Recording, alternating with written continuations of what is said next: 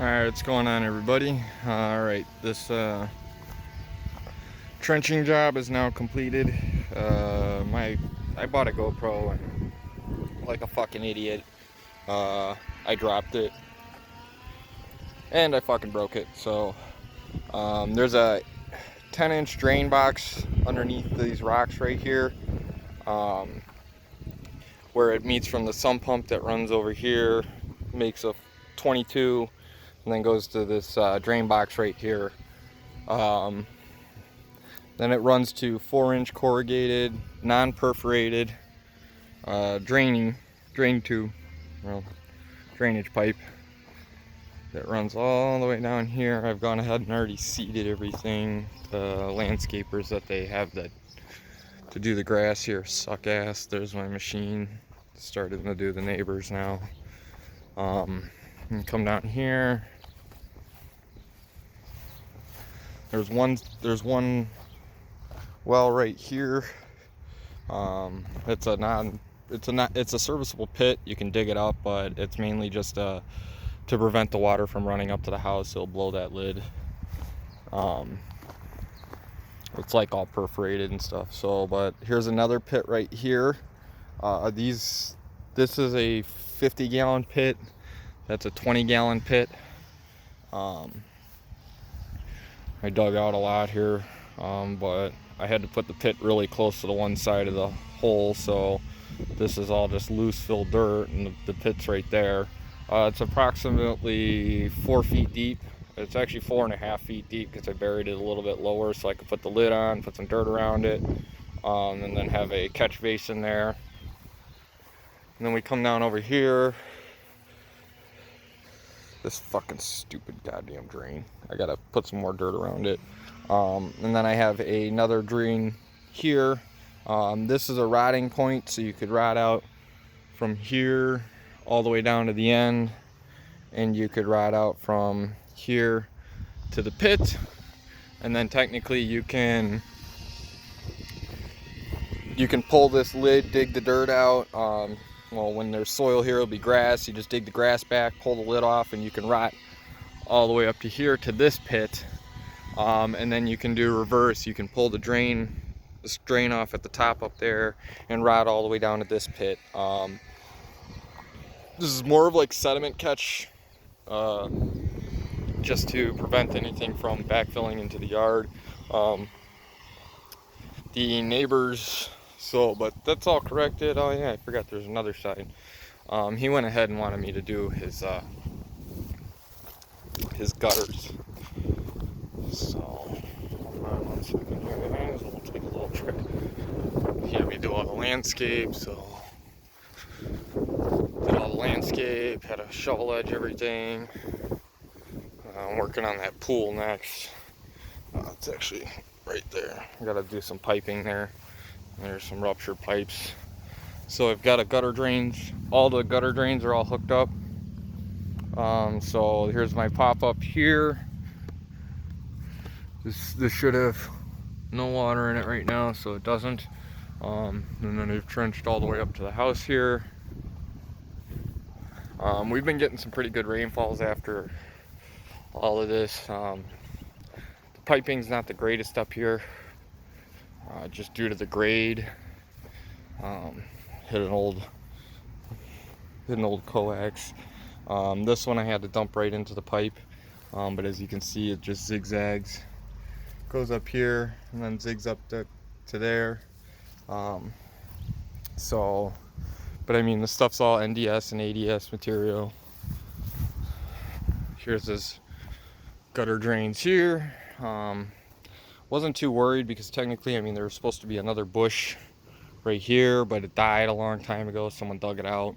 So this stuff would all be covered up by bushes. So I wanted the best flow, and I wanted the water not to go inside the unit.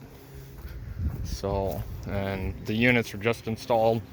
So when he called me out after they were installed, I wish he'd called me out before because I could have buried it all underground, but this is buried all under here, runs to this gutter. makes the turn, goes over here, and then runs to this gutter. I'm going ahead and working on this one. I just got to join them together. I'm going to leave enough corrugated above the ground so when the gutters and all that stuff get replaced eventually, they can lower it. So, but that's this job site. This one's all done. Everything's flowing right. I'm now slowly starting to drain the water table out. Go over here to the neighbors, and this is what I ran into with the issue with the water table. Now that the neighbor's got his drainage, this neighbor's got the drainage done. This neighbor right here, their ground is now dried up pretty good to where I've now gone ahead and trenched all the way out to the back here. I have to clean all the stuff out of the trench. There's quite a bit of rocks. The trencher doesn't like those. Just to show a comparison, I mean, I'm a size 11 and a half. That's a goddamn shoe. There's a few of them actually I caught in here. My trencher usually chews most of it up pretty good. If it's flagstone, it eats it up real nicely. Yeah, there's a big boulder right here. So what I do is I put notches in the dirt. But again, size 11 and a half, and that's 2/3 my shoe, and stepping on it edge to here, I can stand on this rock and about an inch short, but like that one right there, it caught this one and threw it out. Or actually no, this one I dug out. There's a couple others in here that it shot out. That's where I stepped. Yeah, this one right here, it kicked this one out. All in all, I mean, having the right equipment pays off in the long run. So what I did is I went ahead and dug out a square box up here. So when I tap the storm, and don't ever tap a drain if it says sewer. What is it, like sewage, sewer? The only time you can ever tap in your gutter drains and stuff is if it says storm. This means it's just for rainwater. So you can go ahead and dump your water into this. You can't dump it into the city sewers or where if it says water, you can't dump in there because it's technically clean water for their pump stations. So they're just pulling water from a water table somewhere. So, but what I did is I went ahead and dug out that box right there where the green is at. That's where my hole is going to go. So I went ahead and trenched this way, and then I trenched this way so I could get my turn. And I can always cut the corner of that off and push it off to the side so I can get my pipe to make a nice turn. Right here is the dog fence. I own my own locating tools, so I went ahead and located the fence here. So I shoveled this out by hand. So I'll shovel from here to here by hand, because there's a few good sized rocks and stuff in here that I was hitting, and I just decided, you know what, I'll just dig it out by fucking hand. 200 plus feet of it's already trenched out by the machine, so I lucked out with that. But there's spots here where you can tell where material was recycled. For a little bit here I thought I hit a drain tile, but I didn't. There's no tile here. But before, I had cut up there in his yard earlier in the week. I cut up there and there was water in the hole instantly. Water was coming out of the hole instantly. It was just it was a muddy mess. So after we got the first job done, I went ahead and started continuing to cut, and everything is really dry, which is what you want to look for. If the system that's only less than 100 feet away is now drying out this area, then that system's working wonderful. With this system in here, this system will work great too. There's a few other neighbors in the neighborhood that all have the same problem, so I'm gonna go ahead and get those done. Like this rock right here, the trencher doesn't really like to catch these because there's nowhere on the rock for it to really catch. This is where I hit it first, was right there, so it doesn't like to catch it. The other dog fence was right, the other line for the fence was right here, so I went ahead and shoveled it out by hand, made a big loop. I went ahead and trenched up to here, stopped trenching, moved the machine out of the way, dug out the dog fence, broke the barrier, extended the barrier around the already cut section, but without jumping the other dog fence, because you can't have them crossing over each other because it messes up with the frequencies or whatever. So, but what I did is I made a big loop around so I could bring my machine up to here and then restart cutting and go right past. And then I just take a piece of wood, put it over on one side, because only one side is really the biggest concern with the machine getting off balance, because one side's got 2 wheels, the other side's only got 1 wheel. So I just put it over the hole there so the machine doesn't bounce around. But other than that, yeah, I got more pipe at my shop. So, but yeah, this is what I'm putting in. I'm putting the perforated stuff in here closer up towards the house to catch any of the water that wants to come off the driveway and flood the yard here. So it's going to be a partial French drain, and then it's going to stop off and then actually turn back into a solid corrugated drain, non-perforated. Yellow stripe is non-perforated, green stripe is perforated. So if you're ever at the store, don't want to have perforated pipe, then don't grab green, grab yellow. So, but other than that, yeah, I need a lot more pipe. And then from right here to the house, the sump comes out over there, and this gutter right there.